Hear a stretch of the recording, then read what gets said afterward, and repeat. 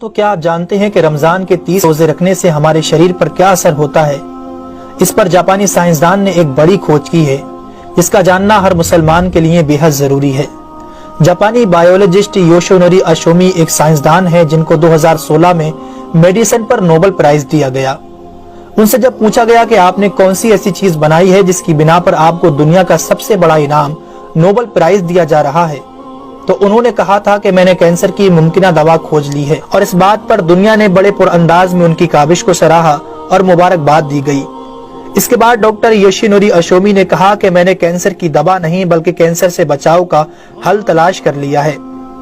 تو لوگوں نے ان سے پوچھا کہ بتائیے ایسا کیا کیا جائے کہ کینسر جیسے خطرناک مرض سے بچا جا سکے؟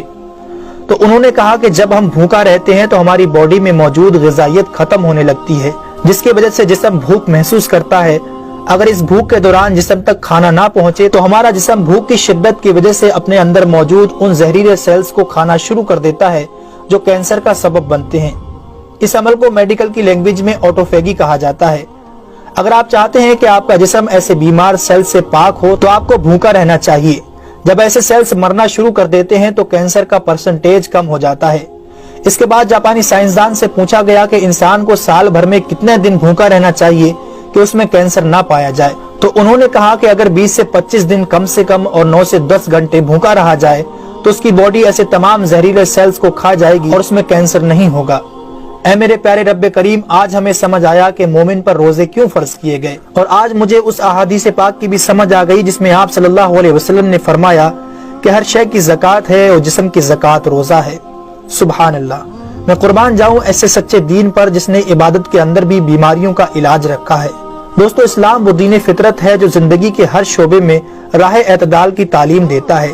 اس لیے آج نہ صرف مغرب میں زیادہ کھانے کو ناپسند کیا جاتا ہے بلکہ اسے انسانی صحت کے لیے بھی نقصان دہ سمجھا جاتا ہے۔ اللہ تعالیٰ نے اپنے پیارے محبوب حضرت محمد صلی اللہ علیہ وسلم پر وحی نازل فرمائی، کھاؤ پیو اور حد سے نہ بڑھو، بے شک وہ حد سے بڑھنے والوں کو پسند نہیں فرماتا۔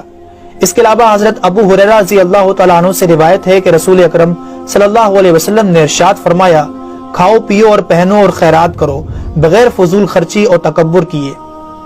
دوستو، انسان کو کھانے کی صرف تھوڑی سی مقدار کی ضرورت ہے جو انسانی جسم میں توانائی پیدا کر سکے، جتنی توانائی انسانی زندگی کے لیے ضروری ہے، اور جس سے اس کی صحت اچھی رہے اور وہ اپنی روزمرہ کی ذمہ داریاں پوری کر سکے۔ انسانی جسم کو جتنا کھانے کی ضرورت ہے اس سے زیادہ جسم میں داخل ہونے والا کھانا چربی بن جاتا ہے، جس کی وجہ سے انسان کا جسم بڑھ جاتا ہے، اس کی رفتار سست ہو جاتی ہے اور وہ بہت زیادہ تھکن محسوس کرنے لگتا ہے۔ اس کے علاوہ انسانی جسم بہت سے امراض کا شکار بھی ہو جاتا ہے۔ اسی لیے اللہ تعالیٰ نے روزے فرض کیے تاکہ 11 مہینوں کے دوران کھانے پینے کی بے احتیاطی کا ازالہ ہو سکے۔ قرآن پاک میں اللہ تعالیٰ نے روزے رکھنے کا حکم ان الفاظ میں بیان فرمایا ہے، اے ایمان والو، تم پر روزے فرض کیے گئے جیسے کہ تم سے پہلوں پر روزے فرض کیے گئے تھے تاکہ تم پرہیزگار بن جاؤ۔ دوستو، قرآن مجید میں بیمار اور مسافر کے لیے روزے مؤخر کرنے اور جو روزہ نہ رکھ سکے ان کے لیے فدیہ ادا کرنے کا حکم دیا ہے۔ اس کے بعد روزہ رکھنے کی حکمت ان الفاظ میں بیان فرمائی، اور تمہارے لیے روزہ رکھنا ہی بہتر ہے اگر تم جانتے ہو۔ دراصل یہاں یہ بتایا گیا ہے کہ اگر تم موجودہ علم کو سمجھتے ہو تو تمہارے لیے بہتر یہی ہے کہ تم روزے رکھو، کیونکہ روزہ اپنے اندر بے شمار روحانی، نفسیاتی اور طبی فائدوں کو رکھتا ہے۔